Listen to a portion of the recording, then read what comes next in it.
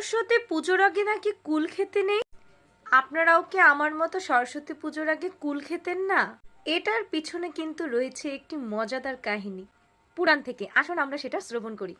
বেদব্যাস ঠিক করলেন তিনি একটি বিশেষ গ্রন্থ রচনা করবেন। তার জন্য তিনি বসে পড়লেন বদ্রিকা আসনে তপস্যা করতে।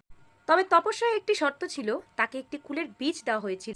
এই কুলের বীজটা তিনি ভূমির মধ্যে রোপণ করেন এবং শর্ত অনুযায়ী এই কুলের বীজটা যখন অঙ্কুরিত হবে সেখান থেকে একটি বৃক্ষ সৃষ্টি হবে। বৃক্ষে যখন ফুল ফল ধরবে এবং ফলটা যখন পাকবে, পেকে তার মাথায় পড়বে, ঠিক তখনই জানা যাবে দেবী সরস্বতী তার উপরে অতি প্রসন্ন। তার তপস্যা তখনই পূর্ণ এবং সেই দিনটি ছিল বসন্ত পঞ্চমীর দিন।